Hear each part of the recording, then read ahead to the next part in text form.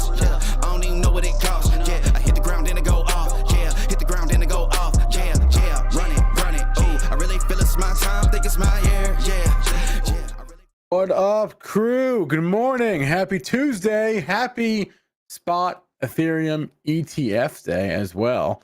Welcome to the morning show. We got a lot to discuss today. The ETH ETF will, of course, be in focus. We have a lot of earnings. We have some charts. Oh, what a good day. This is totally unplanned, by the way, but what a great day to have an ETF focused guest on the show. We'll have Mike Akins on. You may have seen his work on Twitter.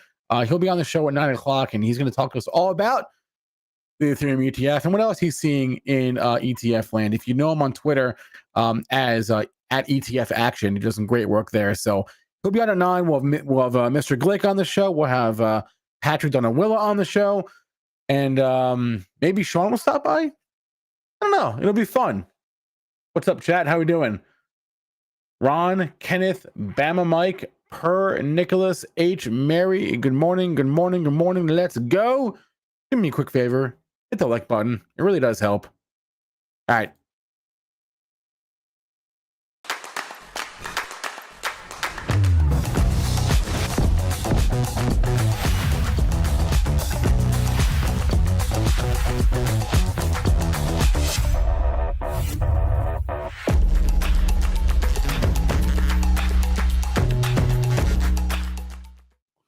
All right, good morning, guys. What is happening? Did you miss me yesterday? Did I miss you yesterday? Yeah.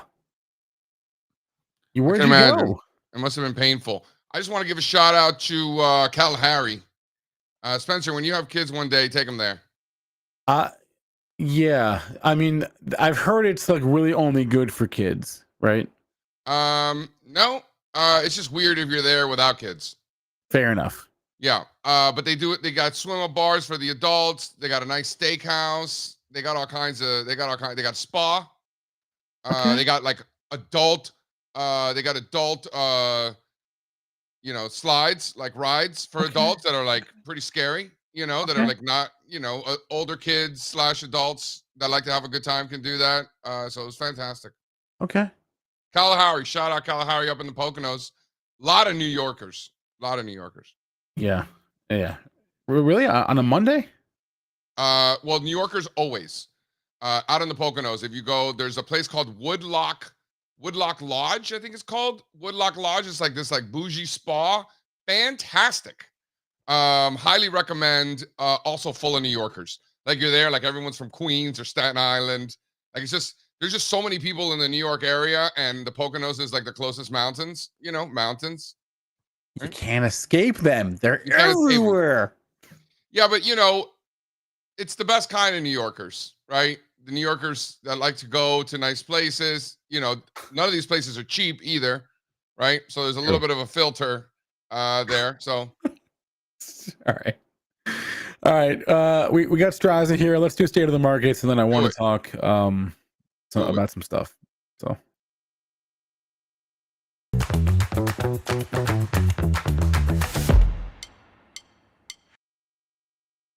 All right, we've got the Dow futures doing absolutely nothing this morning.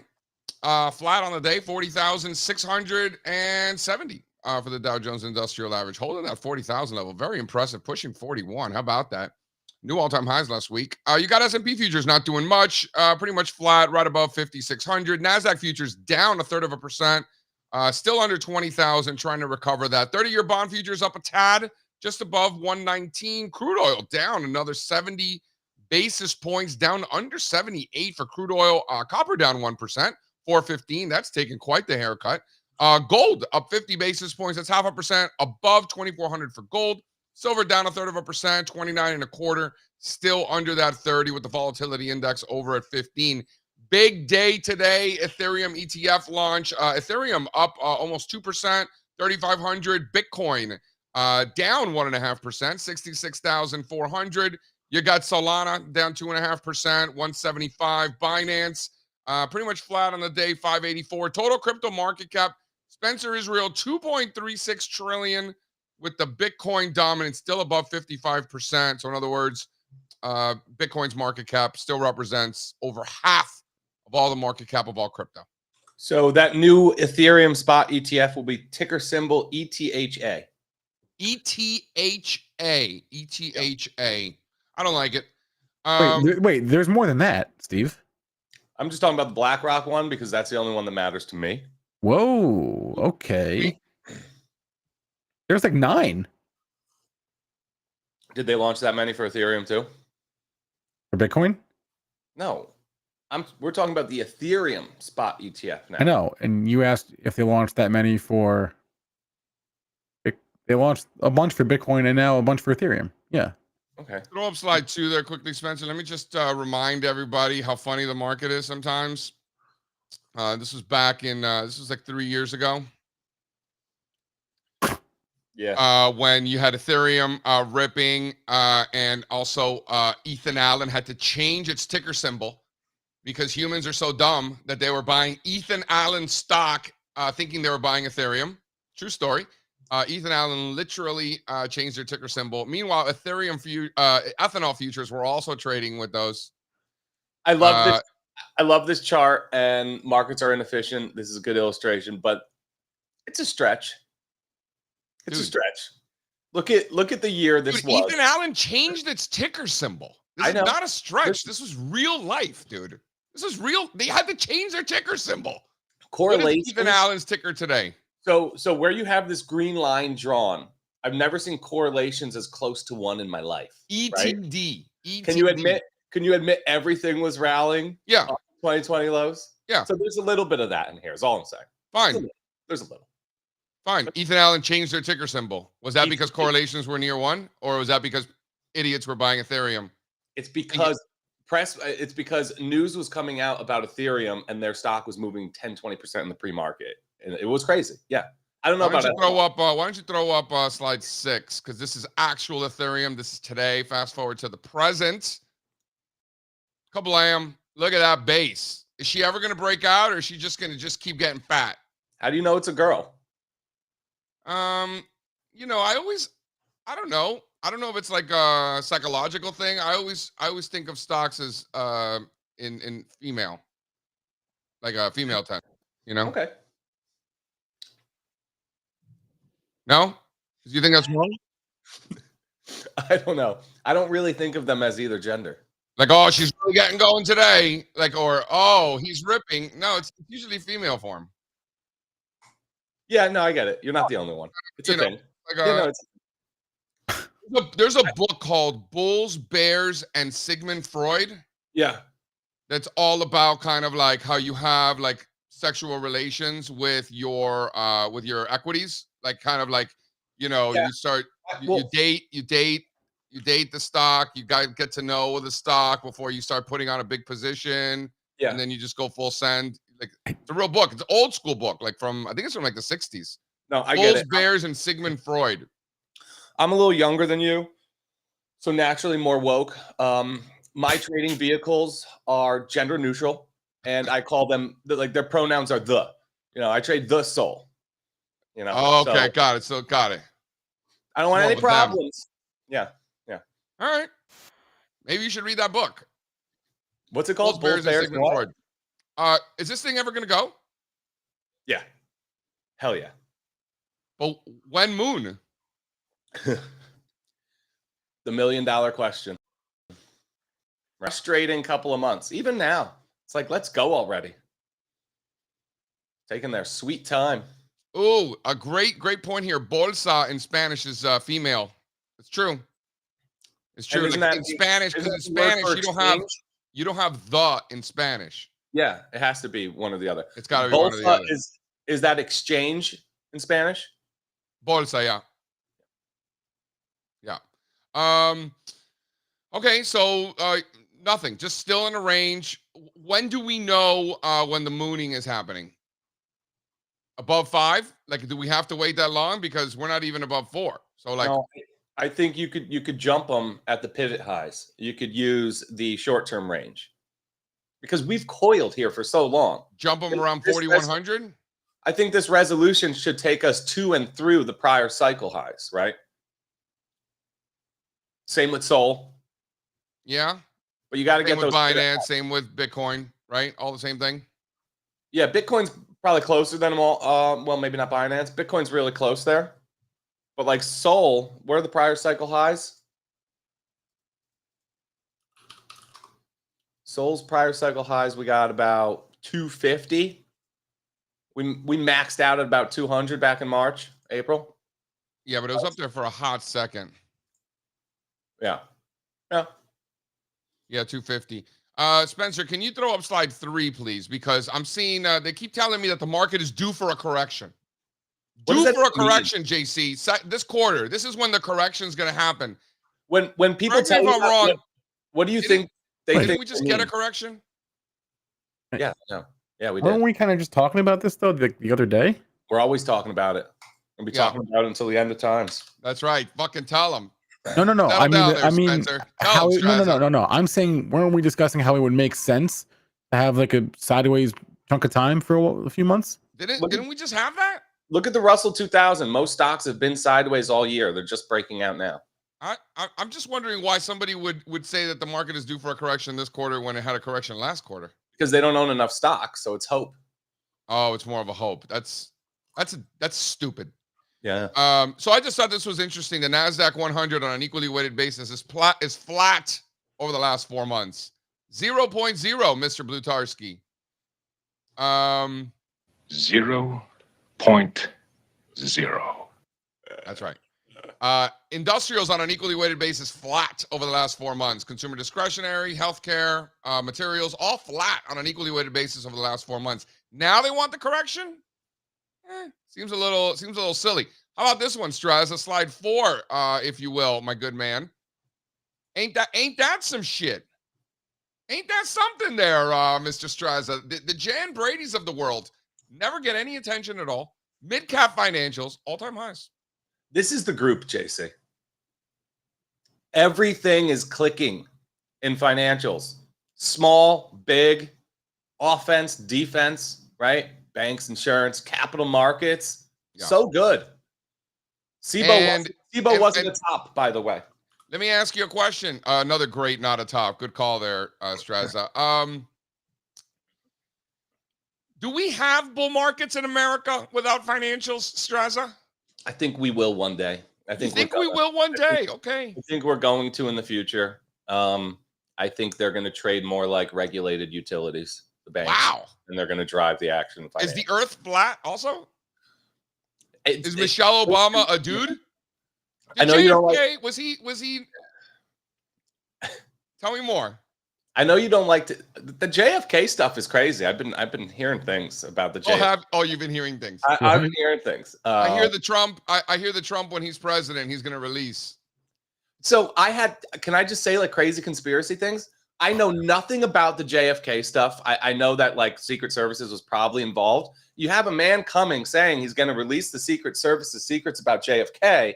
And then this happens. I don't know. Everybody wants to be a conspiracy theorist these days. I don't even know. I don't. What are we talking about right now? Hold on. I know. It's fun, right? This is why people do conspiracy stuff. It's true. It's true. Strazza thinks that we're going to have a bull market without financials one day. So now that we're talking about conspiracy theories, I highly recommend next time you're in Dallas, you can go to the Grassy Knoll JFK Museum. We just lost JC. This is the conspiracy. We got too close. They heard what I'm saying, and now he's up.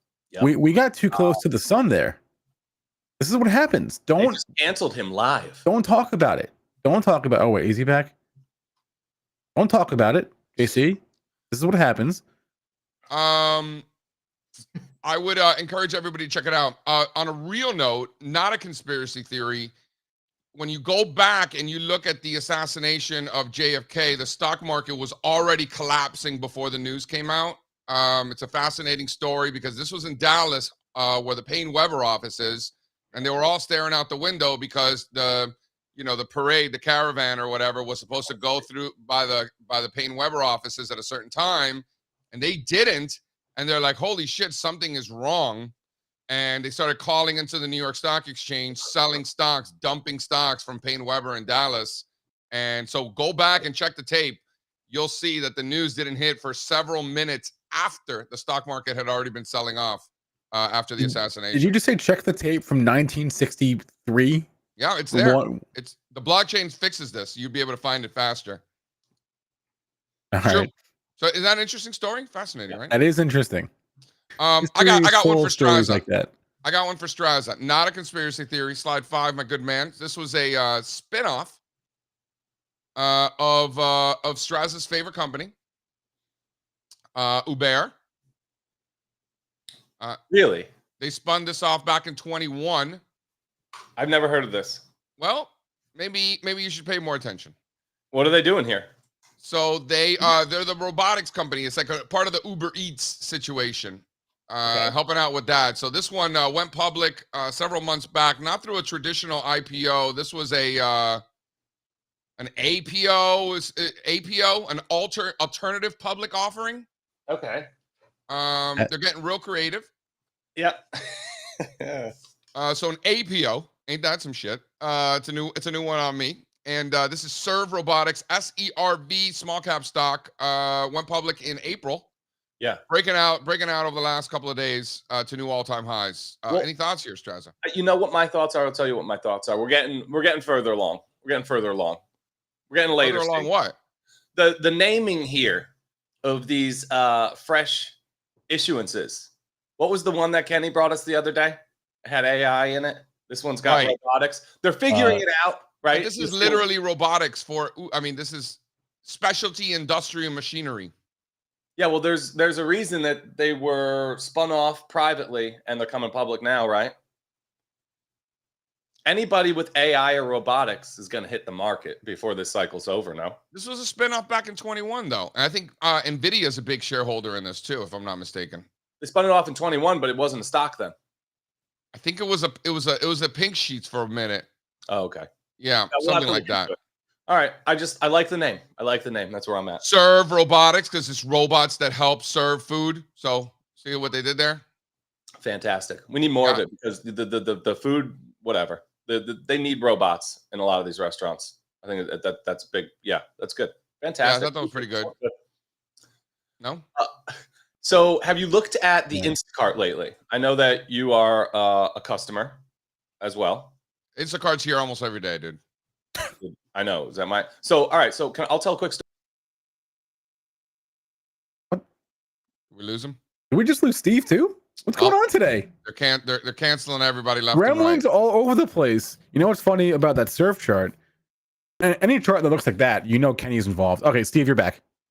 I want to tell a story. So you got to play with the toys, right? You got to play with the new technology. I love Instacart. I think they do just a phenomenal. All right. See you later, Strazza. It makes much Wait, easier. no, he's here. Let him is- talk. Steve, you're good. This thing on? Yeah, you're good. Okay. I like Instacart. Loyal customer. It's really great for us. Uber Eats is trying to impede on their territory a little bit and starting to do grocery. So I have to check that out because I'm a big Uber fan. Also, I think they're really good at the things that they do now. And I wanted to see how they do with the grocery. So 18 items, showed up with 9 of them. All right, you're done, Steve. Just Wait. shut him off. They were 50%. They missed half his order. Is that what he just said? I don't know. Throw up slide 2, Spencer. I want to get back to the financials. So here's the Brozarks. Kenny. So this is Bank of the Ozarks. Yeah. I think that because of the TV show, they changed their name to Bank OZK. You think that because of the TV show? I don't think it's a coincidence that they changed their name after the TV show. Are you a Lake of the Ozarks fan? What's the name of the show? Is it just Ozarks? It's just Ozark. Ozarks. Is it a good show? It's a fantastic show. But it's all like criminal stuff, right? Like beginning to end. I think it's like 4 seasons. And it's maybe 5 at the most. It's a tremendous show. I like the actress. She's like the younger gal. She's like the super white trashy girl. Yeah, Julia Garner. She's fantastic. Great. That show, is great. Highly recommend it. Fantastic. Yeah, I like her a lot. But anyway, look at the stock financials. How about that? big base. Look at this thing. So yeah, I think they changed the name because of the show. Kind of like Ethereum had to change, right? And plus, it's a bank, so it's kind of like a negative connotation, isn't it? No, I don't know. you don't think so? I suppose I could Google it. I'm Think not. about it. When did the show come out? Because they changed their name in July 2018. If I had to guess, I would say 2017. Let's look it up. I bet you 2017. Yeah, I mean, think about it. I was right. So 2017. So the year after the show came out, they decided to change their name to Bank OZK. You think that's a coincidence? I don't think so. No, I guess not. I guess. Saying. Well, you don't believe in coincidences, so. I mean, there's coincidences, but I'm not one of these like fate people. But I kind of like the name Bank of the Ozarks, so it will forever be Bank of the Ozarks for me. You could call it Bank OZK if you want, though, Spencer. Okay. All right, what do you say we bring old Kenny on? Let's bring on old Kenny's, and he has thoughts on the serve. I know it. I'm sure.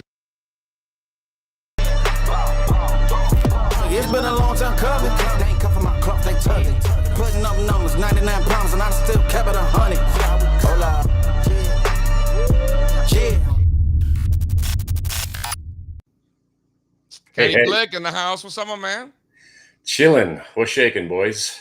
I feel like red baseball hats, there's just like a thing about them now. Like, I feel like I'm pretty sure your hat doesn't say Make America Great Again. Yes. But I can't help but think that when I first see somebody wearing a red hat with letters on them, right? Especially white letters. You got to want the white letters, yeah. Make red hats great again. Yeah.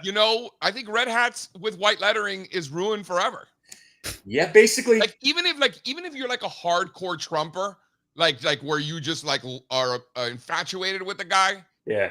Like you still probably wouldn't want to wear a red hat with letters on it unless it said Make America Great Again, right? Yeah, it's true. My mom has a hat from a casino that she for some reason loves. I'm like, Ma, you can't wear that hat anymore. I don't care if it's from Caesars. You look like you're about to go to a rally or something. But anyway, right? Lots of stuff going on this morning, huh? Well, why don't you talk to me about this serve? So you're into it? Yeah, I woke. We had it yesterday. This was one of those pump and dumps from the morning. But again, I love them when they pump and then they dump. This was actually an easy borrow. Before I jump forward, do you know what a borrow is, ladies and gentlemen? If you can't short a stock, there's usually a spot in a good platform where you could just request a borrow, called a locate. So for $2.80, they gave me 1,000 shares to short the stock, and there we went.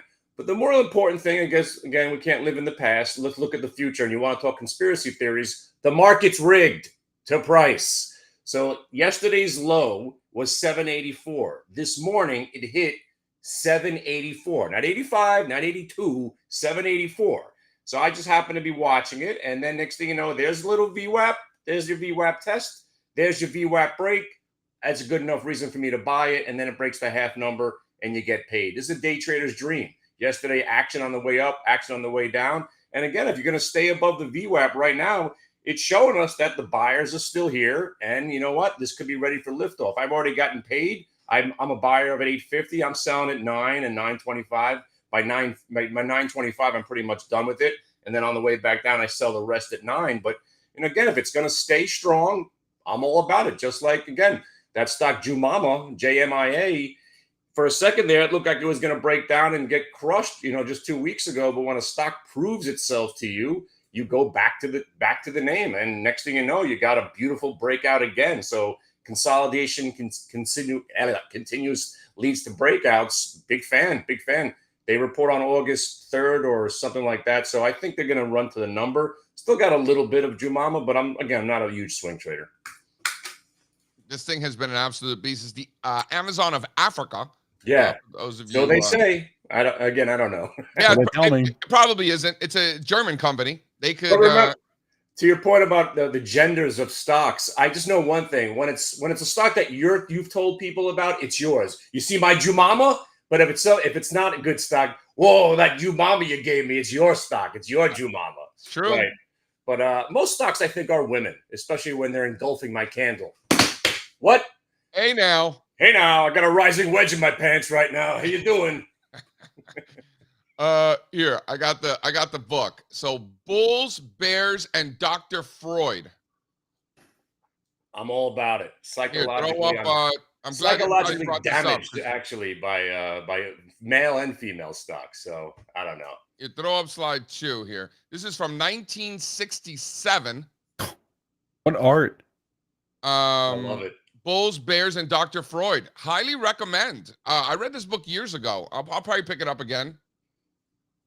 You know, I'm probably in that book somehow. I don't know. It's all about our ego, right? It's all about our ego. You never want to take a loss because you're too proud, and there's then a lot of stuff. you get broken down. It's so psychological. The whole game, it really is. Totally. That's why what we do is at least focusing on price and price alone. That kind of takes us the psychological portion out of it. I've always said now, thinking is overrated. Again, the more you analyze something, and I think analysis paralysis. I forgot what commercial they mentioned that in, but it's true. Again, you see stock hit stock, just like Manny Ramirez playing baseball. Give me one more. I'm definitely watching. I got the GM on the docket. I got GM and GE. Also a nice tech stock was NXPI. It's a chip stock. Just not a lot of volume, but it's getting over the VWAP now. I usually trade these stocks only on earnings day. So again, GM, GE. This NXPI, I like that it got hammered already, and it's catching a bit above VWAP. What else was on the list today? I had one more that was really important, like Nucor. I'm looking at NUE. So some of these names I never look at except for earnings day. Just like Verizon yesterday was kind of a dud, but you had something. So Nucor already slammed. Nothing going on here with volume. So again, most of these stocks I'm going to wait till 9:45 till the volume starts pouring in, and once they start forming the ranges, we'll start planning our attack. What about this? What about these Ethereum ETFs? Any action there? Or are you just going to ignore it, wait till tomorrow? I have no idea what you're even talking about. No, that's above. I got enough stuff going on. We're not worried about crypto. Just let me know when Bitcoin hits 1 million. Maybe I'll sell one. So that's it. That's all I got. I'm all about earnings right now. And the Qs are really, really nice. I mean, we got the sell off. I saw somebody asking about the Qs. I'm not going super bullish on the Qs until we break back above 490, but I'm not going to get super bearish unless we break last week's lows. So right now, right smack dab in the middle, you got Tesla coming out tonight, which is going to move the Qs, and we'll see where we are. But right now, I expect this range to hold the 490 on top, and I think it was like 470, 250 on the bottom. Let's hang out here, and then the next big move will be breaking out of that range. All right. I like your head's at, Kenny. Yeah. My friends, I'll see you in the room. Kenny's watch list, Kenny's room up on the screen. Check it out. Get it. Got it. Good. Taking it off the screen right now. See you, Kenny. All right. What a good day. Like I said off the top of the show, what a good day to have an ETF guest on, because we have a new what? Not a new asset class. I guess it's just a new cryptocurrency is all, but it's exciting. So hold on, wait. So China didn't cancel Strazza? I thought it was the Secret Services. Dude, you're one shady cat. You know way too much about accounting and SEC filings. They're gonna come get you, bro. I wonder if the Secret Services was down with CrowdStrike too. Anybody seen Biden? Anybody worried about this guy? I'm a little worried about him. Some trashy headlines come across he last has night. COVID. He has COVID, JC. So he's not going out. I don't know. He just. I'm a little worried about him. I'm not gonna lie. I mean, listen, this guy, whether you like him or not, served our country for I don't know how many decades, 4 decades, 5 decades. I mean, probably did the best he could. Again, whether you love his decisions or not, right? So, I mean, I don't think he deserves all this, all this stuff. I mean, right? Like, let the man live. Yeah, it's terrible. I'm worried about him. Enjoy retirement. I want him to, right? Yeah. I don't wish poorly upon anybody, man. It's just, we haven't seen this dude. This dude is not running for president, and he is the current president, and we haven't seen him. It was like his intern tweeted out. He has COVID. I just said he's not even at the White House. He has COVID. I guess we've all had COVID a million times. Like, we don't disappear. That's true. I had COVID a month ago, and all right, whatever. Moving on. I'm not 80 years old. Anyway, COVID anymore. Listen, shout out Joe Biden. Hope you're doing well, bro. Spencer, I want to hit these earnings right away after the interview because we got some big earnings today. All right, we do. But let's talk about this Ethereum ETF with Mike Akins. Let's bring him on the show right now. Jay, we've been friends for a long time. Make the call. I mean, this is pretty professional, guys. Nice show you got going here. What's up, Mike? How are you? Hey guys, how's it going? Listen, I wish that we were all smart enough. We know Spencer definitely is not. To bring you on the day of the Ethereum ETF launch. Yeah, it's going to be an interesting day for sure. We'll see how much volume pops out there. We won't know really anything for a couple of days when the flows start getting reported, but I think it'll definitely be active for sure. So, Mike, I have been hearing that the fund flows into the IBIT continue to be just massive. I think yesterday was another huge day. Are you tracking this stuff still, or is it kind of like old news now? I wouldn't call it old news. We're still tracking it. It's definitely coming in fast and furious. I think it's pretty impressive that IBIT's up over 20 billion. Well, Grayscale's now down under 16 billion, but yeah, the flows continue to be steady. I think we've only had like 2 weeks since inception where there's been net outflows. So it's primarily been net inflows since the launch back in January of the spot Bitcoin ETFs. So would you say that now, like, we have the playbook from GBTC for, I think it's ETHE, right? That's the other Grayscale, the Ethereum futures? It would seem like it. I mean, I got to believe there's just as much pent-up demand to start flowing out of that. I mean, you've got your early adopters that are stuck, right? If you were really early and you got the big tailwind up in the price movement and you're setting on a bunch of gains, just like GBTC, you're gonna hold it. Yeah, you're gonna hold it. It's not, doesn't make the percentage difference hurts, but it doesn't hurt as much as the taxes would hurt to make the move. But there's a big chunk of this that's in qualified accounts, right? So that really doesn't matter. So I would expect there to be a big portion of that. Question will be how much new money, right? Which is the big, I guess, opportunity for the price appreciation is how much new money comes in as a result of this. And I think if we look at Bitcoin, we're setting at about 60 billion in the spot Bitcoin ETFs. I think 63 billion overall in the entire cryptocurrency ecosystem. And that's up from 35 billion when we launched, when GBTC had at launch back in January. Of course, there's price fluctuations there too. So a big part of that can be appreciation. And there was another. Hold on. Can we? Yeah, I just want to take a step back real quick, Mike. I really appreciate you being on the show, and we're going to drill you with ETF questions because we love this stuff and we can't help ourselves. Awesome. So we're very excited about this. But can you just quickly kind of give the folks a little bit of perspective as to your day job, how you view the marketplace through what lens exactly, to kind of give context to our questions? You bet. So ETF Action is a data analytics platform at its core. We cover the entire US listed ETF market. We do institutional level data look through. So our primary bread and butter is on equity and fixed income ETFs, doing deep dive analytics of, look through earnings estimates, looking through the valuation multiples, trends and valuation multiples on the equity side, and then doing everything from duration to option adjusted spreads on the fixed income side. And most of our clients are institutional clients that are using that on the buy side to make informed decisions on model placements with their ETFs, and on the sell side to showcase their products and profile their products versus the competitive universe. So that's my day job, is primarily on that side. We have a very powerful front end tool, our website, etfaction.com. So we are growing in a pretty quick manner with our free users and our DIY subscribers that are using our platform more on a base level to cover the ETF market and use it as their primary investment vehicles. But our primary focus is on the data side with ETF Action and doing the look-through analytics of the ETFs themselves. So you are an ETF nerd, even more so than us. Yes, I'm an old ETF nerd. I've been around, not from the start. I'm not like some of those folks that claim that I was there on day one. I'm not quite that old. I was still in high school in '93, but I was the head of ETFs at a local firm in Denver, Colorado. It was Alps at the time. It's now SS&C Alps. And we started our own proprietary ETF business back in '06 and built it out to be about a $20 billion shop when I started ETF Action in 2018. So I was early on with the ETF adoption. I'm curious, and I know Strazza's got a million questions, but I just wanted to put this one in. You know, when you look at gold at about 16 trillion around the world, but then you were looking at a $60 billion in the GLD ETF, and then in the GDX, you got 13.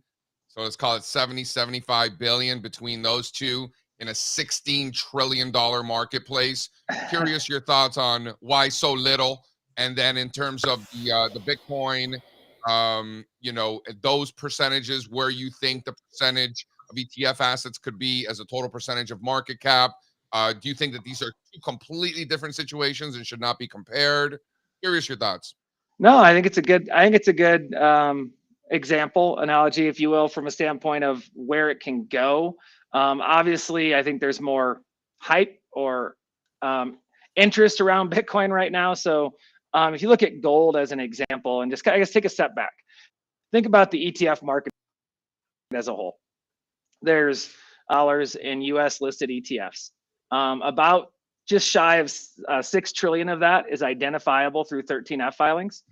So a little over 60% of all ETF ownership we can track back to 13F filers, which is regulatory requirement for large institutions to tell you what they own on a quarterly basis, right? So then if we look at gold, gold's pretty much in line with that, actually a little bit higher from an institutional level, right? So it's up, it's kind of in those range of normal. If you look at Bitcoin ETFs right now, spot Bitcoin ETF specifically, as of 3/31, so the full capture of everybody that filed their 3/31 13F filing, there was, I believe it was just 83% is unknown, meaning that we don't know, that's not a 13F filer that owns it, right? Basically implying it's a large retail base that's buying these products. So if you think about it from that perspective, if you believe there's an option, an adoption rate that's going to grow, and we are seeing that 630 filings are trickling in, and we're up to over 1,000 issuers or filers that own a spot Bitcoin ETF, but over 800 of those own less than $1 million. So people are starting to bite, try it out, see what it looks like in their accounts. But the big holders, there's just a subset of probably, I think it's like last I checked, 80 filers that have over 10 million in their filing of the spot Bitcoin ETFs. So that kind of breaks down that market, I guess, if you will. I don't understand why there's still so much unknown in the pie chart, though, because is the unknown, is that retail? Is that just retail? That's primarily retail, and then smaller RIA firms that are exempt from filing. So this is just wild. The kind of breakdown in the Bitcoin ETFs as opposed to any other ETFs for the most part, we're looking at, you know, vast majority retail here. While I think based on your numbers, 6 trillion out of 9 trillion based on 13Fs, we could pretty much say 2/3 of ETF holdings are institutions. With Bitcoin, you're flipped in the opposite direction and then some. That as of right now, that is absolutely correct. And that's new with anytime there's a new ETF launch, even just a normal ETF, it takes time for the institutional to flip around. But I think of this more like I think of the thematic ETF space. Like if you look at ARK, this would be a very similar picture of the breakdown of ownership of ARK, right? Of Cathie Wood's funds, our ETFs. And similarly, if you look at just the thematic space in general, a much higher unknown percentage of that ownership, because it is being driven a lot more by that retail flows. So this probably creeps a little bit lower, this 82% number, right? As more institutions like other ETF. I wouldn't. I mean, hard to I say. wouldn't. It's really hard to say, because if the institutions adopt their capital, I mean, so just in 13F filings X derivatives, there's 7,800 filers, or just shy of 7,900 filers. There's there's almost $50 trillion in assets, right? So stocks, ETFs, closed-end funds that are held in that. And like I said, gold is a big institutional piece, right? A lot of advisors use gold as a diversifier in their portfolios. So if they decide to start allocating in any size, shape, or form, 3% allocations, it will shift very quickly, just because they control so much more assets than the retail space. And that's why we actually produce this chart for a lot of different clients on a regular basis, on a quarterly basis, just because they want to know, what is that adoption rate? How quickly is it changing?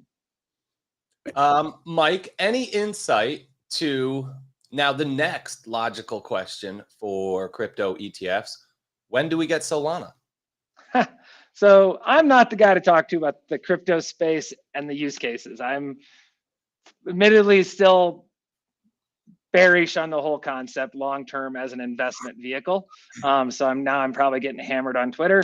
I stay out of it from that perspective, but so I don't look at it from a Solana. I think the ETF wrapper, if you believe in the investment long-term and you want institutional adoption, the ETF wrapper makes the most sense. It is just more efficient to access right now. There is more security. If you're a fiduciary on a client's assets, the concept of it being packaged into a regulatory product provides a lot more protections and safety, if you will, with regard to any sort of loss of assets, hacks, things of that nature. So it makes sense. There's always going to be this concept of liquidity. When you build an ETF, you have to understand there has to be a large enough liquidity basket so that the ETF is not driving the market action, right? And we saw that in Kathy Wood's funds back in during COVID, like when it went nuts. We did a bunch of analysis during the time where indirectly, the flows into her ETFs were causing the price action, and that's the dangerous area in my opinion, and not a good use of the ETF vehicle when that starts happening. Almost the tail wagging the dog, right? Exactly. Yeah. That's a great way to put it. Is it because her holdings are a lot of small caps in nature and the flows were just so big? Is that how that happens? Correct. So I mean, at the time, her fund was X size, and I don't have the exact statistics, but then you can't stop. It's not like a mutual fund where you can close it like a normal traditional mutual fund. And you see this, there's the most successful small cap mutual funds are closed to new investors because they don't want that scenario. They can't continue to diversify the portfolio. With an ETF, if the market decides they want to allocate, there's no stopping it, and it can go crazy. And yeah, there was a lot of names in there that just weren't huge market caps. I mean, they weren't tiny, but they weren't liquid. And then if you look at the flow, it wasn't enough to make up for the size of the inflows, right? Correct. Yeah. And this is a rare phenomenon, Mike. Is that fair to say? You don't see it very often. I mean, the ecosystem of the ETF market is very institutional. We're seeing change in that, right? I mean, the number of new issuers to market is fascinating. We're over 360 issuers in the ETF market now, up from under 100 not that many years ago. So you're getting more and more because of the ETF rule, which is a good thing, right? We want competition in the market. It's not a bad thing, but there are certain checklists that you should go through before you launch an ETF with regard to how you can manage it and manage the liquidity of the underlying asset. One thing in the asset management space that has always blown my mind is the, resilience of the mutual fund money. Are these things ever going to go away? Why is the money so sticky? They are, though. They're shrinking, right, Mike? They're shrinking, but not the way they should be if you think about how much more favorable ETFs are. Is that fair, Mike? Yeah, it is. And I mean, there's one reason: qualified money, right? Right now, the ERISA market is not embraced. The qualified market is not embraced the ETF structure for a whole host of reasons. One reason, because people are trying to keep them out. But another reason is because of day trading and the simplicity of trading these, right? If you remember way back, the scandals around redemptions of mutual funds, the strong funds way back, 20 years ago, when there was a bunch of those issues, they implied these concepts of redemption fees to mutual funds and to discourage day trading because it was hurting the tax efficiency for the remaining shareholders, all these other reasons. Okay. Well, you can't control that in the ETF market as much. And I think plan administrators that have the fiduciary responsibility of these qualified plans are very hesitant to just suddenly let everybody that has a 401k plan start day trading. And there needs to be some concepts around that, though. I think we are starting to see it. The IRA market, obviously the self-directed IRA market is dominated by ETFs. We're seeing it with the smaller 401k plans. I think it's going to happen. People are going to push it through. It's probably going to take the likes of a Fidelity, a Schwab, some of those bigger firms that have the ecosystem to push it. But there needs to be some controls around that trading aspect because of the liquidity and how easy it is to start. You'll have folks, logging in when they get to work in the morning and making 8 different trades before the end of the day. that can be concerning when it comes to your retirement type assets and not your fund assets. And how about just like the players in the space? Like, who's the biggest mutual fund player right now? Is it BlackRock or Fidelity? Like, The largest, I believe, is still Capital Group American Funds. I'd have to pull up the data. T. Rowe Price is huge, but then you also have all the the standard ETF players as well, BlackRock, et cetera. But Vanguard obviously is massive. Can we maybe bring up the pie chart just for a second again, Fonz? Just because I want to find out, Mike, if you can help me make a judgment on this. Like the fact that the Bitcoin ETF as of the end of March was 80 some odd % retail. Is that a good thing? Is it a bad thing, or is it just neither? Is it just the way it is? I think it's just the way it is. I think if this will start thinning. It'll grow more to the institutional side over time if the adoption continues. The thing about the retail space is it's going to be faster money, less disciplined. So that's going to create more volatility generally, if you think about it from that perspective. But I don't think it's good or bad. So, I mean, I can make a bull and bear case for the price of Bitcoin from this, right? If so it's not worth like passing a judgment on this, really. It's just, here's the data, right? Right. If you listen to some of the folks out there that launch ETFs, they'll take this chart and tell you, this is why Bitcoin price it's a good time to buy Bitcoin price, because the institutions haven't started adopting yet. When they do, it's going to drive price up more. Take the bearish case, if we have some sort of major pullback, we'll find out, I guess, what's the term the crypto people like to use? HODL? HODL. They use a lot of terms, Mike. There's a lot of them. We could do this all day. I got a question. So, you hear things like, ETFs are ruining the market. ETFs are driving stocks. And then I look at the math, and you just we're up to $9 trillion in assets, up from 8 not too long ago. We were talking to Eric Balchunas, and he was kind of filling us in on all that stuff. And we got about $110 trillion global stock market. So you're looking at less than 10% of total assets is an ETF. So I find it hard to believe that ETFs are doing that much pushing and pulling. So number one, I'd love to hear your thoughts on what impact, $9 trillion of ETF assets is having on the markets. And then how high can that really go? It seems like we're still in early infancy stages of the ETF world. So curious to see how, what percentage it can eat into.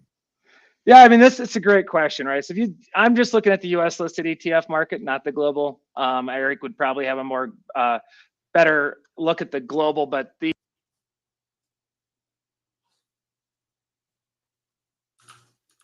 we lose him? Wait, Mike, we lost your audio. Mike, we just lost your audio. You're still here, but check your audio. That's weird. Maybe your headphones died or something, or something died. I don't know. Oh no, we just lost him. It was such a good question. He told you. Did you hear him? He said it was a great question. I think he was being polite. You think he was just being polite? I think that was legitimately an awesome question. No, it was definitely the best question of this entire interview. Dawson, low bar with Strazza firing him away. And Dawson. All right, Mike, hold on. You gotta figure it out. Bring him back.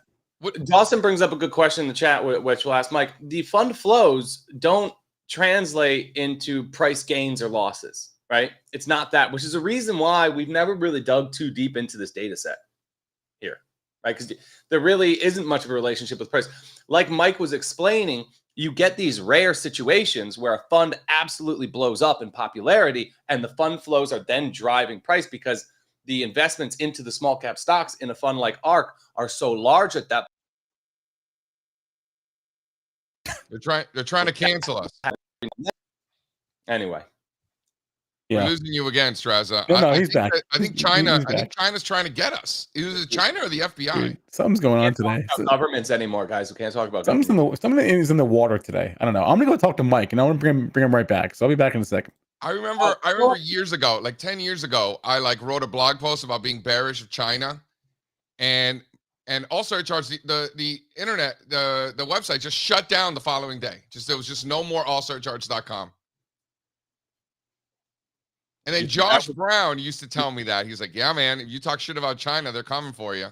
So that's kind of like been in my head. Speaking of conspiracy theories. I don't think it was a coincidence at all.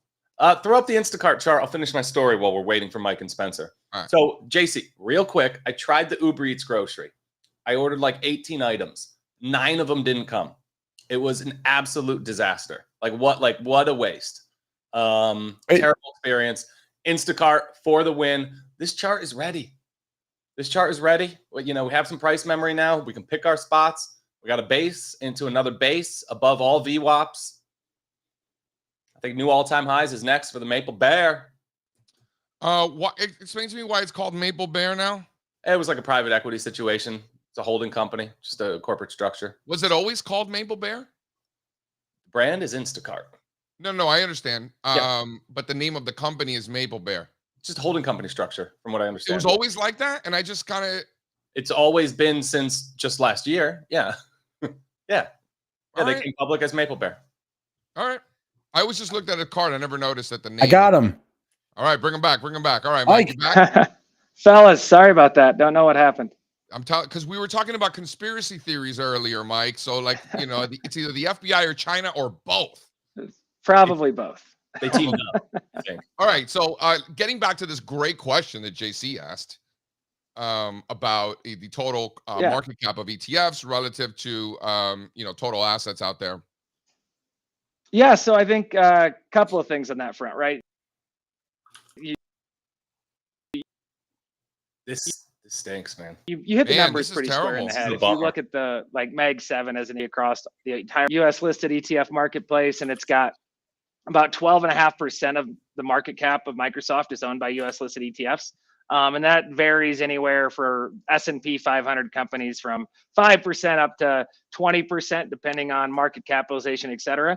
There are isolated examples. We actually create a report, and we have a tool on our platform that allows you to take every single stock owned in US listed ETFs and see what percentage of market share and float is owned by that stock. And there are outliers, like for example, like Kathy Wood example I used earlier, there was examples where 40-50% of market cap free float were owned by the ETF market, and that still exists. There's still some outliers. AMC, the percentage of free float of AMC and ETFs is huge right now.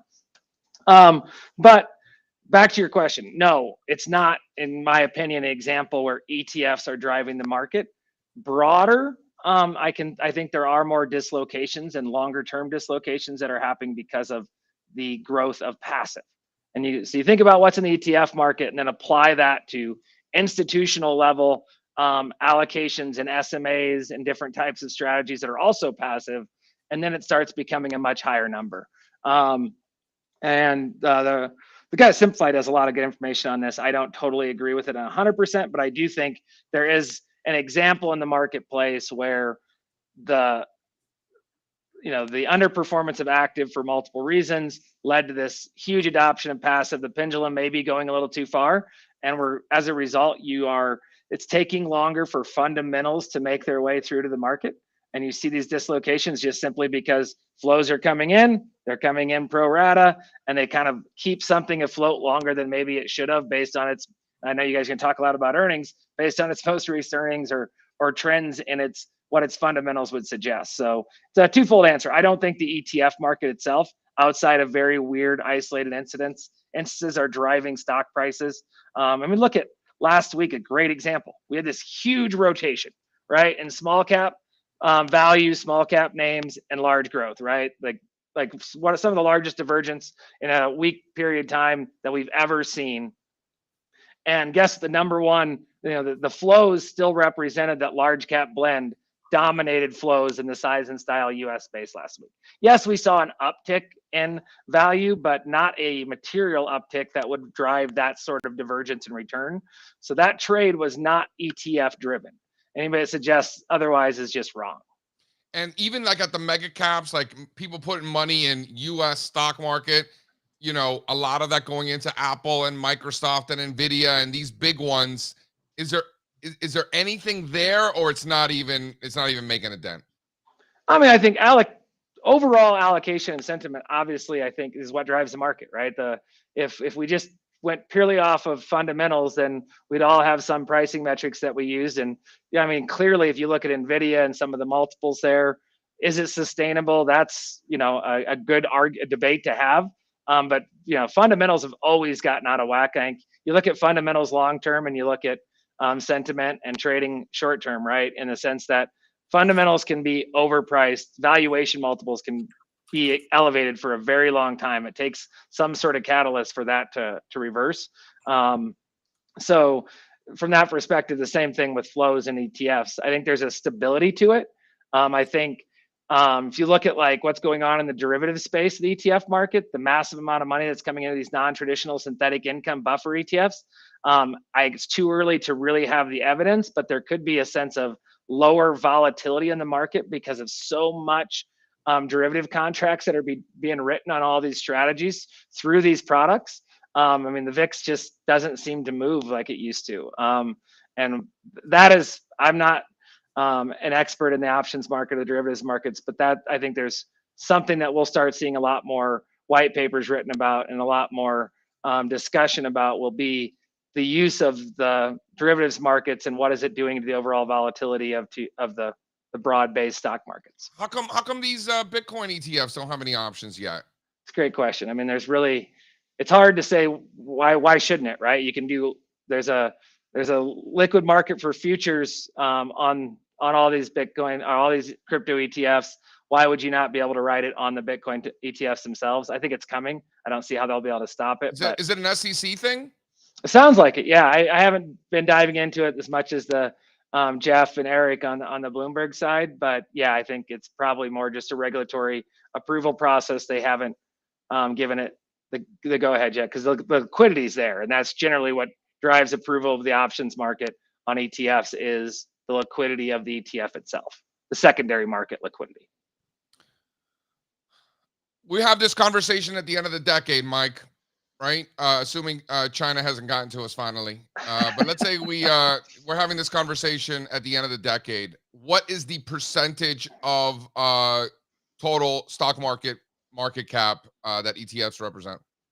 It's a great question. So end of 2030. So many good questions. Yeah. So, I mean, I would think that we'll continue to see a trillion or so come into the ETF market on a regular basis. If you watch the flows in the ETF market, one of the things that is a constant driver of flows is the required minimum distributions of the qualified world in the marketplace, right? We have the baby boomer market. We know there's this massive wealth transfer that's happening, and that money has to come out of these qualified accounts by law once you hit a certain age, and of course at death.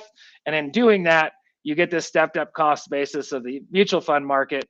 So you're going to continue to see pushed flows from mutual funds to ETFs, superior structure. So where are mutual funds right now? 20 trillion, 20 and change? Yeah, I think it's like 17 trillion thereabouts. But that's a great point on the flows in general. That's not new money flows, right? That's always been invested in the market through a registered investment company, RIC. And so that's just kind of moving it from the mutual fund to the ETF wrapper. It doesn't really change the dynamics of ownership, but it means the ETF ownership would be greater. So I would think you could probably take that Microsoft example, 13% market share. I would be surprised if it's not closer to 20% across all US listed ETFs by 2030. Fascinating. Listen, we can do this. We could do this all day. You know, I love how you keep telling me that. You know, I asked so many great questions. What do you think we missed? What do you think most investors are just missing in this whole ETF market and the business of ETFs? I don't think it's necessarily missing. The beauty of the ETF market is it allows anybody to be an asset allocator, right? And that's what drove me to the ETFs early on in my career was this idea that, you know, it democratizes the ability to asset allocate and be an actual macro manager. You don't have to have, you know, billions of dollars that you're trading or hundreds of millions of dollars that you're managing to truly create diversified portfolios, make tactical investment decisions. And I think if people just look at the ETF market that way, hey, you got 80% set it and forget it, and you got 20% that you can tactically adapt as the market moves on. That's why I'm in this business, why I like it. And I think it's probably why, you know, we've built out our data analytics platform kind of set for that institutional level, though we keep trying to adopt more and more down to the do-it-yourself investor, because that's the piece that makes this beautiful. Don't get caught up too much with the shiny toys. They tend to end badly. You know, it's like Christmas, all the kids play with that one toy for 24 hours straight, and then it breaks and it's gone. And I think that you got to be very careful, and with all the new shiny toys in the ETF market, long term, it's fun to play with for a couple of years, but it breaks, and there's a lot of tears that are shed when they do. There's More so many new thematic toys. ETFs or fewer? More thematic ETFs or fewer? So I think the number is going to reduce significantly. I just did a report the other day on, the number of ETFs that are under $10 million is like, out of the 3,500, there's like close to 1,000 ETFs that have less Wow. than $10 million. There's no liquidity there. Those have to start shutting. They're those are unprofitable. unsustainable because the cost to maintain them is more than they're generating. Right. So that's it, right? So, but that was a two-part answer. So less in number, more in assets. They are great tactical tools, right? So the winners will continue to get the flows, will continue to get more allocations, but there just can't be that many winners in every case, right? Like the spot Bitcoin ETF, you have 11 ETFs that do the exact same thing. Eventually, there's going to be a handful of winners, and now your Fidelity, iShares, they control their own flows through their distribution networks, but the smaller ones, it'll be tricky unless you have the ability to drive the assets through a different vehicle through your allocation funds. It's hard to justify continuing to launch these products, and you'll see closures spike up. You've already seen it, but you'll see closures continue to spike in the ETF market. It's just math, right, Mike? It is just math, right? Akins, it's been a pleasure, man. This has been wonderful. Thanks for coming on today. And enjoyed it, guys. You guys do a follow him great on show. Twitter, you really should. If you like ETFs, it does great work. Thanks a lot, Mike. Thanks, fellas. Have a great day. Thank you so much, Mike. It's great. Yeah, totally. Something I wanted to add something there. A lot of these ETFs, particularly the thematic ones, we don't necessarily trade. I mean, at least I don't. I know Strazza doesn't either. Maybe an ARC every now and then over the last few years. But these thematic ETFs are great because you've got somebody who's, quote unquote, really smart going in there and doing their due diligence, whether they're smart or not. They're going in there and there's an additional layer of due diligence being done where you can go into these thematic ETFs and you're going to find stocks that you wouldn't necessarily find otherwise. Where, if it's a tech themed ETF, there's this random industrial stock that is tied to that. Like, you're going to find interesting names when you look at the components of these ETFs. So for me, they add huge value from a top down approach. So for some of you guys are like, I'm never going to buy this ETF. This thing is stupid. Yeah, maybe. But if you go into the holdings of the ETFs, you're going to, and you do that on a regular basis, particularly with the thematic stuff, you're going to find some interesting names. That's the truth. Yeah. All right. A lot to talk about here as we are already 4 minutes into the open, which is crazy. Strazza's having some, actually, it's not just Strazza. JC, you said there's a telecom internet outage. Yeah, there's outages reported all over the place. There's problems. All these telecoms, AT&T and Infinity, everyone's reporting issues.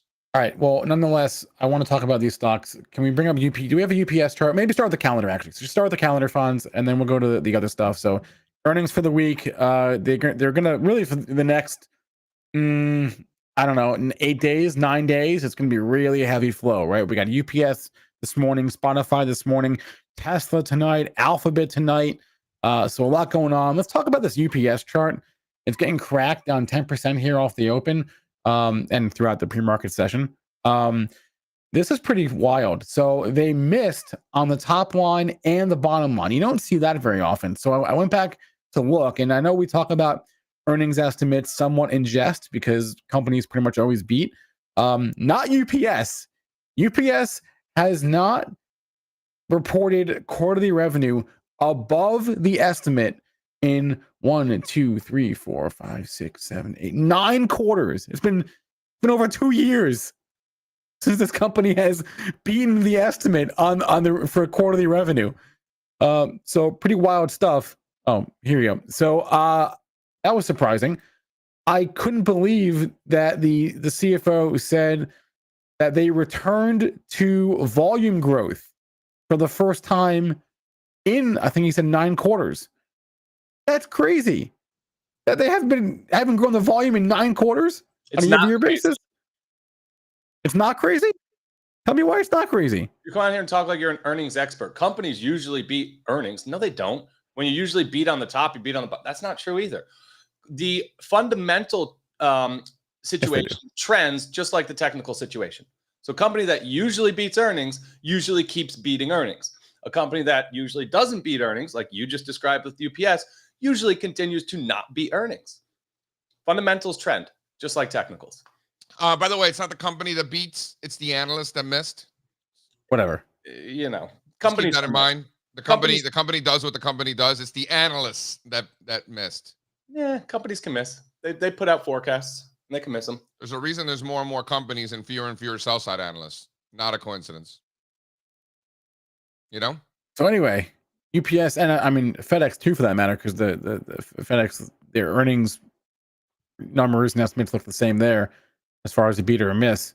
But yeah, I mean, Steve, I feel like as a general rule of thumb, companies beat the estimates. As a general rule, not everybody, but as a general rule, they beat. Oh, he's frozen. So anyway, UPS not great, down. What I did say 10%. I don't know what it's down now, but it could be more, could be less. But it's kind of your big loser of the day. UPS down 13%, 13% now. Yeah. Let's talk about the Spotify. Do we have the Spotify chart? I think we do. This one's always funky because they always report in euros, and I don't even know how to, interpret it. I mean, because they have it. There are estimates, so whatever. The bottom line is, stock is up 14% this morning. It's a top line miss. It's a bottom line beat. Monthly active users up 14% year over year. That looks like it was in line. Did they give guidance? They did, and looks like that guidance was good. So, and yeah, like I said, 14%. We're up, looking good. Still has trouble with those 2021 highs. Still not there. So still work to do. Still below that overhead supply. You know, above that 300. You know, above 310 for me is a big one, and we are above that. So even though we're not making new all-time highs, you know, that 310 level really stands out. If it sticks that, I think she might be off to the races. There I go, using the feminine. See that? See? Yeah. So as far as other reports, we have Polaris, PII. It's getting cracked here today. They missed and they lowered their guidance down about 10%. I don't think we have the chart, but what else do we have? We have do we have FCX? Do we have that chart? All right. If we have it, let's bring it up. Oh, look at that. There it is. Wonderful. Top line beat, bottom line beat. FCX is down 4%. Still in that range. Still in the range. Still in that range. We had Coke. We had GM. I don't know if you care about those stocks, JC, because they're rather boring. Why wouldn't I care about those stocks? I don't know. Coke and GM? Or yeah, what's wrong with them? Don't move a whole lot. I don't know. GM has a beta of 1.5, so it moves 50% more volatile than the S&P 500. All right. Are you not entertained? I don't know if we have either chart handy. If we do, let's bring one of them up. But the Coke report was great. They beat and they raised. And General Motors, the report was also good. They beat and they raised. But you know, the reaction is mixed here. Coke is up, GM is down. So pretty good from a fundamental standpoint this morning. A lot of beats, a lot of raises, with the exception of UPS and Polaris, right? What else jumps out to me here? We had. I don't know about all that. I'm just gonna revert to the analyst got it wrong again. Maybe. You know. Sorry, I'm just looking at. Why don't we do a quick little rundown? You got the Dow still flat on the day, under 40,700, so about 40,650. S&Ps are still flat, 5,600 and change. NASDAQ 100 flat, but above 20,000 for the NASDAQ 100. 30-year bond futures up a little bit, 119. Not much happening this morning, except commodities, crude oil and copper, both down 1.25% this morning. Gold up 0.5%, silver flat. And then over in the old funny money, You got Bitcoin down 1,000 points, down to 66,500, while Ethereum's hanging in there, just under 3,500. So something to watch. What time do you think? What's the over under on what time this sucker comes out? What ETF, They're- Ethereum. They're out. Is it out? Some of them, and this is how you know where They're already trading. Are they? This is how you know where the volume is going to be, because some of them traded pre-market. I saw it on the chart. So what's it? It's ETHA. That's the iShares. That's the BlackRock one. And what's the other one? I don't see any data for this one yet. Really? My chart had something. No, these things haven't started trading yet. My chart has it. Sink or swim. You're right. You're right. Here it is. Look at that, down 1.3%. Ain't that something? All right. Oh, so the iShares one was trading pre-market. Obviously the ETHE, which has been around as a trust, that one was of course trading because that's existed for a few years. There was one more that had volume pre-market. The rest of them didn't. So yeah, in a surprise to no one, the BlackRock ETF is super liquid and has heavy volume, and probably some significant assets already. Yeah, 750,000 shares already. All right, cool. Yeah. Very cool. When's Solana? When's that coming out? I don't know, man. Do we get Solana before Labor Day? Anybody want to chime in? Do we get Solana before Labor Day? What do you guys think? Before Labor Day is in Solana like or 6 after? weeks, so I'm gonna say no. Take the under. Go Safer take bet. the under. I'm sorry, you're taking the over. I'm taking the over. Yeah, Yeah. you're taking the over. Hell yeah. Safe bet. Safe bet. What's going on with Disney here? Disney's getting cracked today. My first assumption without knowing anything was that I was moving in sympathy with what Comcast said, but it doesn't appear to be the case. I mean, it could be. They're both down about 4%. I mean, yeah, it's not that big of a move. I think you're being a little dramatic. Really? 3% for Disney? I mean, it just leaking all morning. Yeah, all right. I mean, I think fine. 3%. It's in I this guess. range. It's in the middle of this range. All right. Fine. Listen, if it gets back to 80, I'm a buyer. All right. You know what I like about earnings season is that there was always movement. Like there were days mid-cycle where like there's nothing is up or down more than like 4 or 5%, and days like today where you got like a ton of stuff that's up, down 7, 8, 9, 10%. It makes it fun. It makes life fun. So Harminder asked about Pat. We do have Pat. We'll bring him on in a second. But before we bring Pat on, we have Sean here. And he's going to talk about his adventures, I guess. Yes. Okay.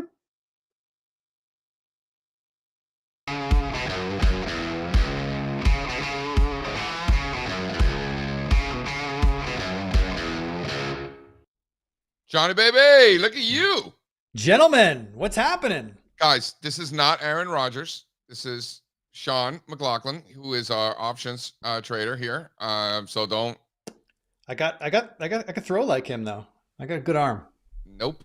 All right. So I wanted to bring Sean on because this is a great lesson. And I want to hear the thought process behind it, sort of where you are now. You know, as traders, as entrepreneurs, as particularly market participants, you know, you talk to a lot of old traders and they'll tell you like, I never took vacation. I was always stuck to the screen. I was always glued. Like you hear that a lot. I've done it myself. You know, and Sean disappeared for a few days, went out into the wilderness, came back alive. I want to hear your thoughts on what inspired this disappearing act. Have you ever done anything like this? How you're feeling about it now? Like, talk to me. Well, what inspired it was I got together with three other guys, 3 guys that I grew up with, like within 2 blocks of each other. We've been friends since we were 6 years old, and one of the guys I haven't seen in 25 years. So it was like a reunion of sorts, getting the boys together. And one of our friends here lives on the other side of Colorado, very far away. But he's got all the gear, man. He's got rafts, he's got tents, he's got a camper, he's got camping stoves, he's got the whole thing. So he put together a great retreat for us. And I spent 2 days on a raft. We went through the Royal Gorge of Colorado. If anyone knows what that is, it's an epic gorge for whitewater rafting. We did that.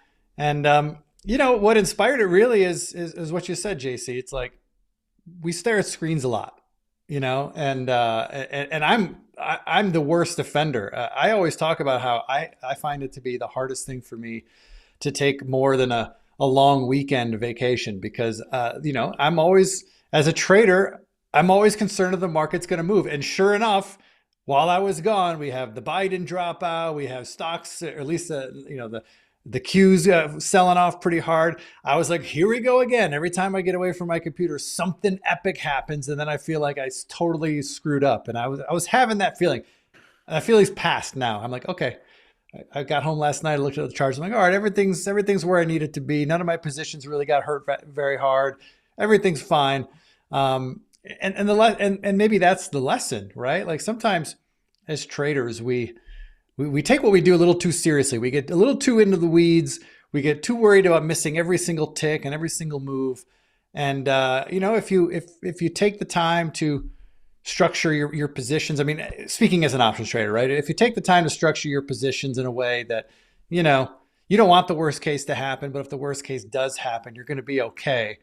If you do that, and if you put that effort in, then you can take a few days off from the market and not have to worry about it. And really that was maybe the biggest lesson for me coming home last night. Because I'll tell you, I was gone from Wednesday until last night, until last night. And there was a transition period where we went from one campsite to another, and we actually found ourselves back into civilization where we stopped to get some food and stuff at a grocery store. And I had the access to the internet, so I checked in. I think it was like Saturday afternoon, and I saw what the stock market was doing. And then on Sunday, early Sunday, I heard what happened with Biden. I was like, oh man, here it goes. The world's falling apart, and I'm not there. But everything's okay, man. Everything's okay. Did you have any moments where you're on a raft in a river in the middle of nowhere and you're wondering what the market is doing? Did you tell me real talk? One of those anxiety moments where you're like the last thing you should be thinking about is the market, but you couldn't help yourself. Did that happen? No, only because the rafting was done on, I think it was Wednesday and Thursday, and I hadn't checked the market yet because we were out of range, out of source. So I didn't know what was going on. So no. I was pretty present, and you kind of have to be because when we were on these rafts for a good 5 hours each day. We went on some long runs, like 10, 20-mile runs. And you got to be present, man, because if you're not paying attention, you're going to get dumped. And there's some pretty violent rapids in some spots. And I mean, there were parts where we were slamming in the walls. I mean, it was pretty epic. And you're holding on to all your crap, like you have all your stuff with you. We got everything strapped down, like everything's in its place. Thankfully, because there was one part where we were coming down this rapid really fast and had to do a quick turn, and we slammed into a wall. And there were 4 of us in the raft, and we were just like bowling pins inside that raft. We were just all rolling around. It's fun though. It was fun. Yeah. But, a little bit dangerous, but that's what made it fun, right? These outdoorsmen. All right, Sean, listen, I really appreciate you dropping by. You want to stick around for a little Pat session here? Yeah, I'll stick around. I need you guys to, fill me in on what I missed. So let's go. Pat has a great lesson to share, something that happened to him last week. All right, let's hear it. Let's talk about that. Let's do it.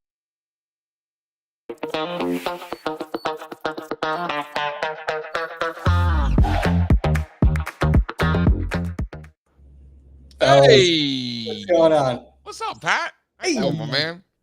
All right, so many lessons today. Love it. What is the lesson of the last couple of weeks here, Pat?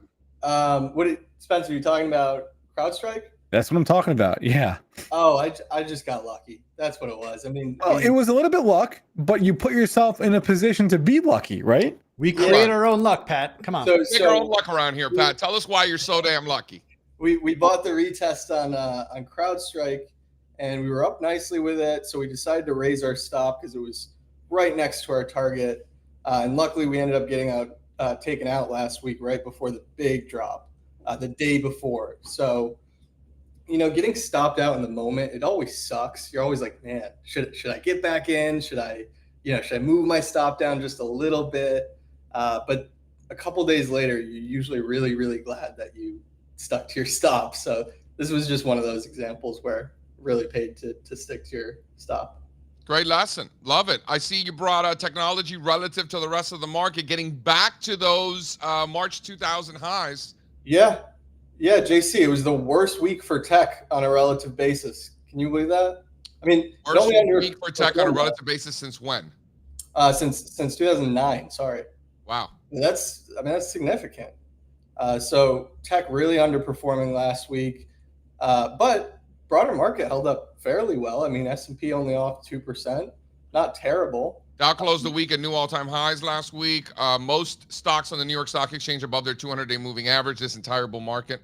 Yeah, and we actually had more advancers than decliners last week in the S&P. So you're going to need those other sectors to step up more if technology keeps stalling like this. But it's happening at a really logical level, isn't it, JC? It is not a coincidence. Not too many coincidences today. What about the regional banks? Are these things just going to go up every day? Is that it? Just this is just moon forever?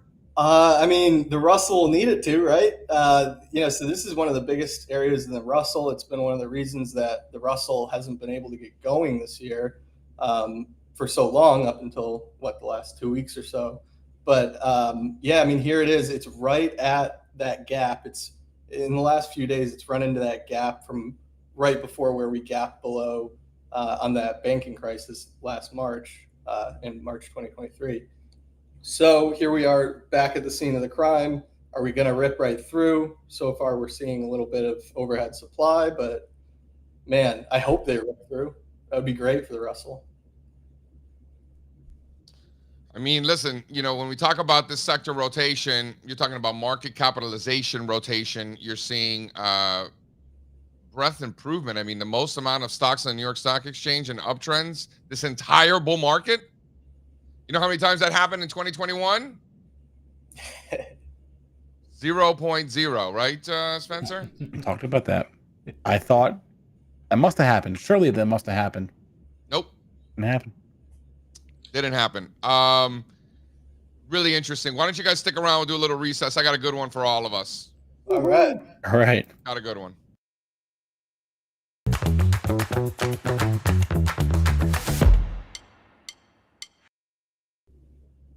So this is Guru Purnima week, one of my favorite celebrations from around the world. This one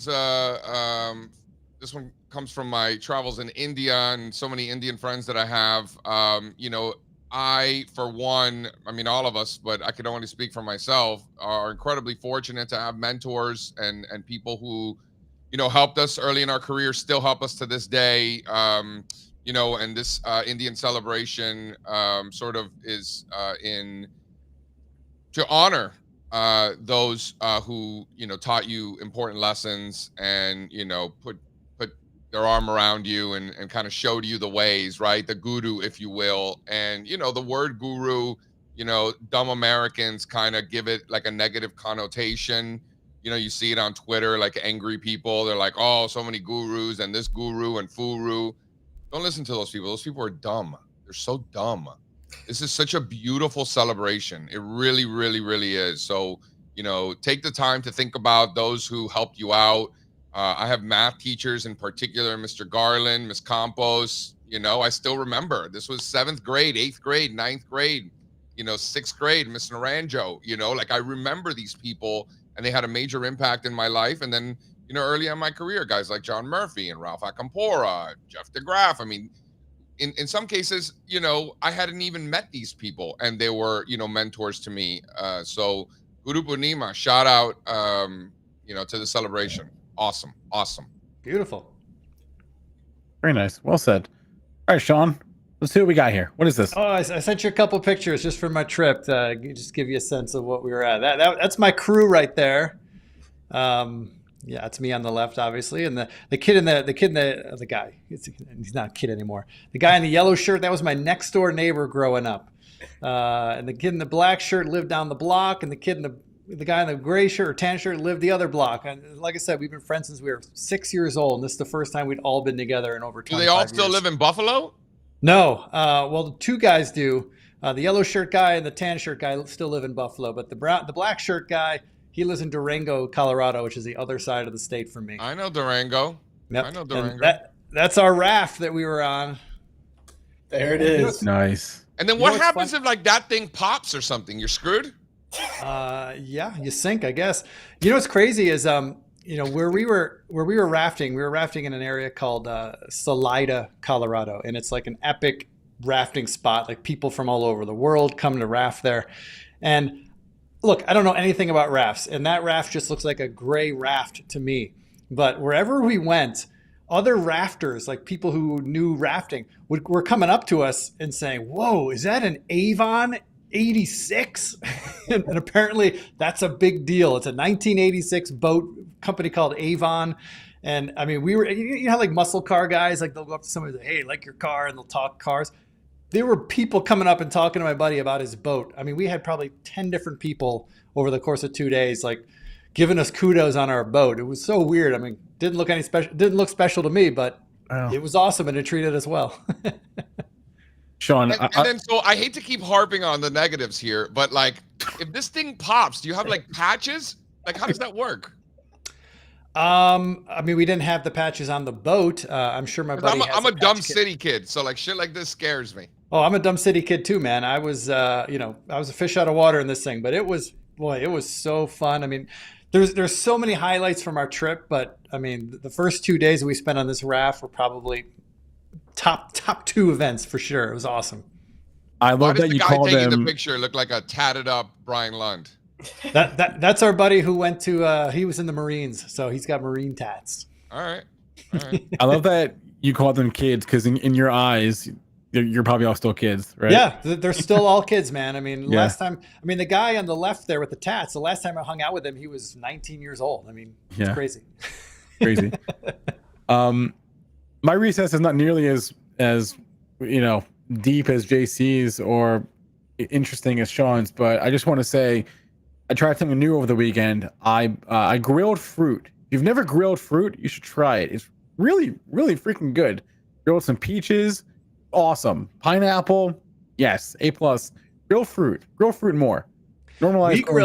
We grilled on our campsite the other night. We grilled mushrooms that we caught in the wild on a hike. We found all these amazing mushrooms, and I don't know what's what, right? Like, that's scary. That's scary. Yeah, the way I learned it was that you don't eat mushrooms unless you grew them.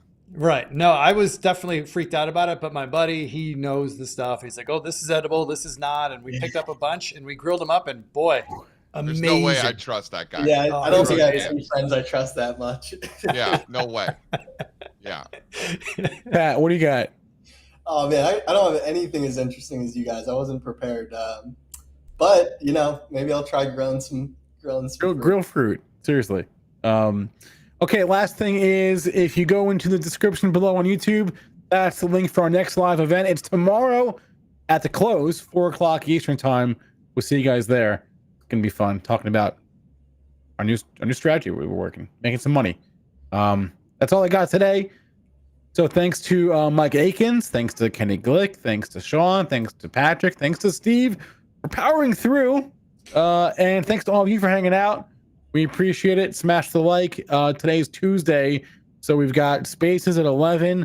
Got Chart Request Live. We are doing the Flow Show after CRL. Yeah, baby. So it'll be a back-to-back situation, and that's planned for the day.